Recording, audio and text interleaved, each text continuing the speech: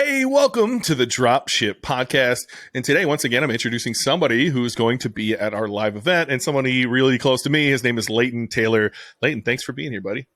Thanks for having me, Ben. So you, like I said before the call, you're one of the rare people who's part of my life, a business partner whom I've never had on the BK show or on the Dropship Podcast. And so I don't know if anyone knows your history. They've certainly heard your name. I've definitely said the word Leighton dozens and dozens of times on this podcast, but tell me, how did the infamous Leighton get here? What's your history? How did you get into the online, e-commerce space? Well, I've always been interested in art and design and studied graphic design in school. And after my wife and I got married, we taught English in China for 2 years. And then we're trying to figure out what to do next.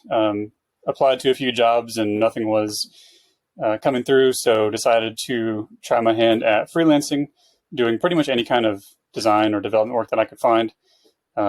Set up a profile on what's now Upwork. At the time it was called Odesk, and just started applying to jobs and didn't really have any real professional experience to show for, but just kind of, put in a lot of effort writing good cover letters and showing that I read the job descriptions, understood them, and got my first few clients. And one of my early clients was a guy who ran a small Shopify agency, and he pulled me in and kind of showed me the platform and got me started on it, working with his clients. And within a couple of years, I parted ways with that agency, but was hooked on Shopify. And that was back in 2014, I believe. I first started working on it in 2012. And Shopify's really been like the center of my professional life since then. I've been working in almost every day doing both design and development work, and eventually started hiring team members and grew, a small team of my own, and it's kind of gone from there.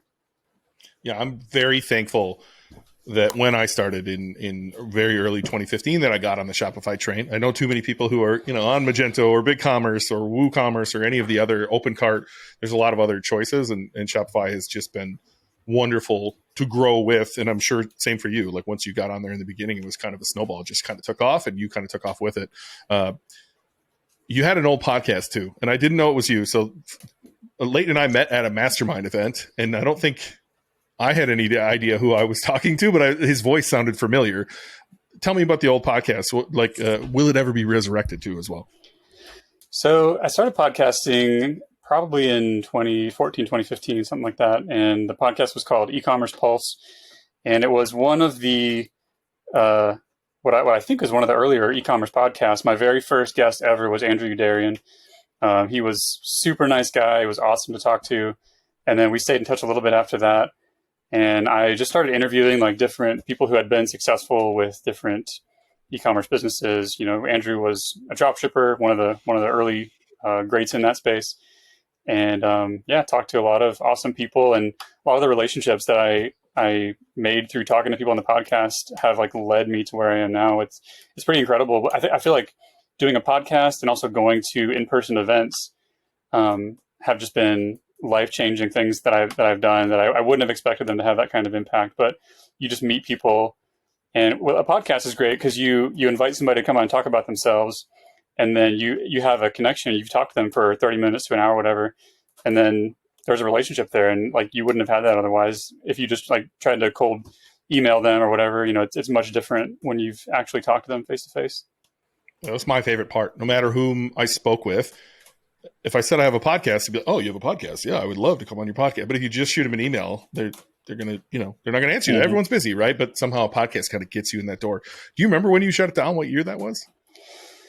Oh, I think I ran it consistently for 2 or 3 years, and it was an awesome experience. But eventually, it wasn't enough of a direct driver of my business to where I really felt motivated to keep it going. And I got kind of just tied up with, client projects and other things I was working on, and it kind of fell by the wayside. And I feel like if you're doing it consistently, it's easy to keep it going. But once you've taken a few weeks off or a couple months off, it's really hard to get the ball rolling again unless you have some sort of motivation. So I did try to resurrect it once or twice, and with a few episodes here and there. It may come back someday, but I think what I've realized is that it really helps to have at least one co-host, maybe a couple of co-hosts that you get on and talk with every week, because it's so hard to find a new guest every week to interview. You know, that's a lot of work, just lining that all up and coordinating. You almost need somebody to manage all that for you. I feel your pain, right? The BK show has been down. I took a break because my son was born, and I've just never come back. And every week I think, man, I should bring that back, because it's, again, you build relationships you may have never built before. And, you know, in your case, I think you shut it down probably before I met you, for sure. You might be one of the biggest e-commerce podcasts in the world right now, had you still been going, right? Just due to the snowball. So I'm sure, look, I'm not trying to make it eat you up inside that it's not working there, but I'm sure it would have, you know, only led to good things. However, like, speaking of leading to good things, like us sitting down and getting to know each other at that mastermind. Number one, I realized I'd been a fan of your podcast. Then I realized that this 2-column code I'd been using in Shopify before Shopify 2.0 came out was from you. Like, I was using this 2-column, 3-column code to build beautiful websites, by the way. Go check out standingdestination.com and their best pages. That's all thanks to Leighton. I wouldn't have built those pages without his code. And we just kind of hit it off, and we discussed what it could look like coming together. And I think that's when, you know, you came aboard. Paramount Pet Health was shortly thereafter. So, you know, again, speaking to podcasts and events and getting in person, look, it can lead to some amazing things. I don't think, actually, I know we wouldn't be, you know, on a call like this, or business partners, had we not been in that mastermind where we both had to pay a decent amount of money to be in that room, and it only leads to good things. So, anyway, nowadays you're running Envision.io. I don't know how long you've been calling it that, but you do all sorts of stuff for Shopify. Tell me about Envision.io.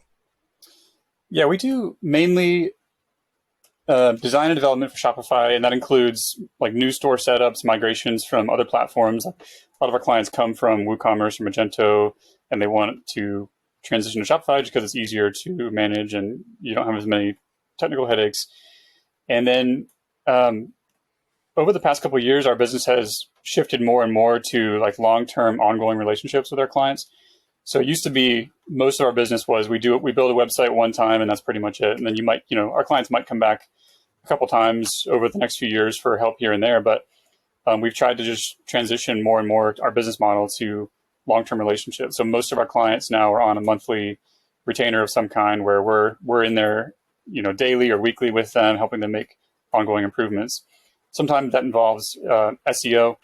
A lot of times, though, it's just like, they need help with running a certain marketing campaign, and we're helping them with their banners and email campaigns, or they're constantly like rolling out new features on their site, doing testing, and so most of our clients are long-term like that. Yeah, I think that offer that you have is a no-brainer. Like, just to be able to have somebody on retainer, on call, hey, I need this. Hey, I need a marketing asset. Hey, I need something visual. Hey, I need a tweak in the code. Hey, I'd really like to run something like this on my product page in order to build a bundle or run a sale or whatever it is that you can dream up.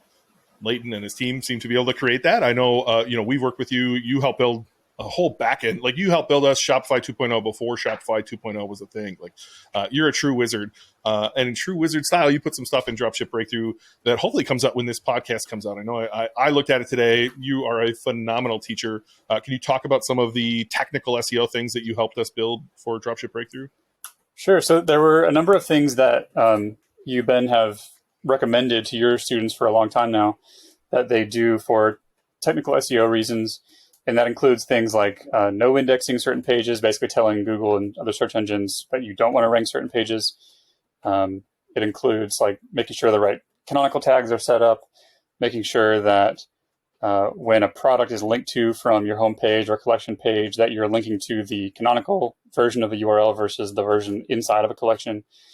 And it's a lot of like small tweaks that added together, I think you've seen a lot of success with in your stores. And so you consistently recommend these. And so we wanted to provide that as a resource to your students to just step-by-step show them, here's the exact code to change and here's what you copy and paste. So it should be pretty approachable, even if you've never touched code before. It's pretty user-friendly, I would say. Yeah, for a long time now, John and I have been giving a copy of Superstore from Out of the Sandbox to everyone who purchases a course from us. So we wanted to make sure that when we make these edits, we want to make it on one theme. So we're going to continue giving away Superstore. Leighton has recorded all of the videos on how to do this on Superstore.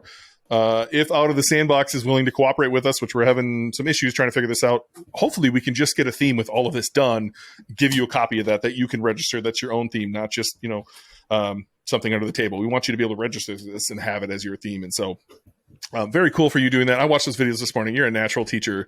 It's probably the same reason you were good at podcasting. You're great at explaining things. And so I'm excited for those to go live in the course. And I'm more excited to see you in person. I haven't seen you in quite a long time. I hate to bury the lead. The background's not there for him today, but Leighton lives on a boat, literally lives on a sailboat. He's currently in the Bahamas, which is wild.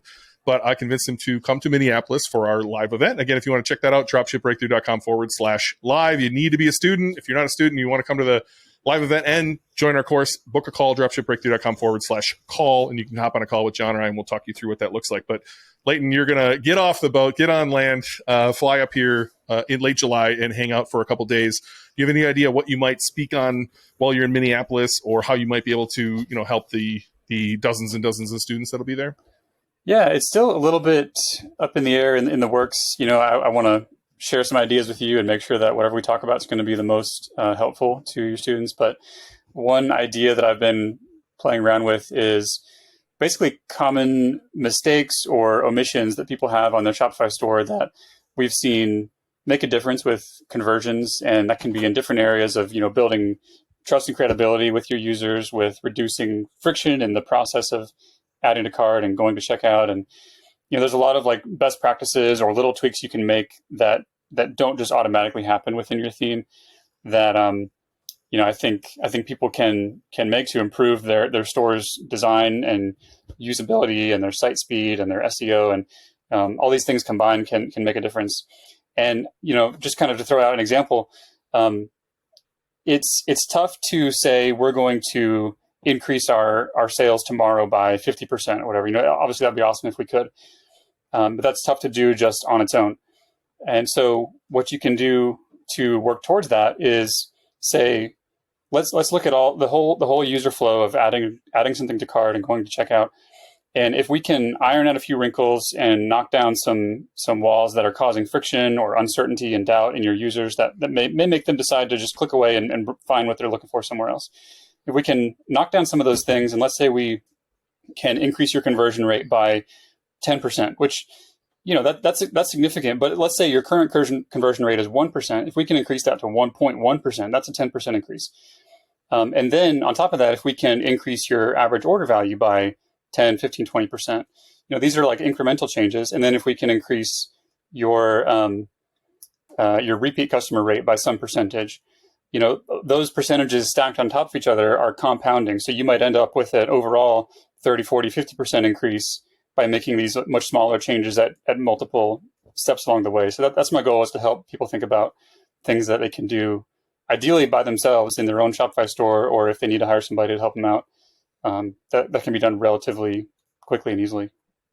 Well, that sounds amazing. And I know the mastermind that you and I were at, both of us actually had a table, booked some time with whoever you wanted to speak with. And that worked out really well. Like to be able to sit down with you for 20 minutes, 10 minutes, whatever it is, and be able to actually like work through one-on-one problems. Sounds like something, if we can pull it off, that's what we're going to do. I convinced Leighton to stick around the second day to either do a breakout or do something like this. And so you're invaluable to my business. You're invaluable to our business. And you're just a great dude. I think everyone that I have coming to this event, I'm really excited to see. They might be business partners or old friends, but we're all just genuinely great humans. And I would throw you right in that list, man. You're awesome. And I'm super excited to see you in Minneapolis. Thanks. Yeah, I'm excited to be there. All right. If you want to grab a live event ticket, dropshipbreakthru.com/live. And if you have specific questions, I'm sure I'm going to hop on stage and ask Leighton some questions from the crowd. So if you have some questions you're going to want to answer to Minneapolis, throw them in Slack. I'll be sure to ask him when I get up on stage. But thanks for joining us. I know as we're recording this, I think Starlink's having some issues, but I'm pretty pumped to see how this turns out from Riverside. It's pulling your own feed. So anyway, thanks for being here, and we'll see you in 2 months in Minneapolis. Thanks, Ben. See you there.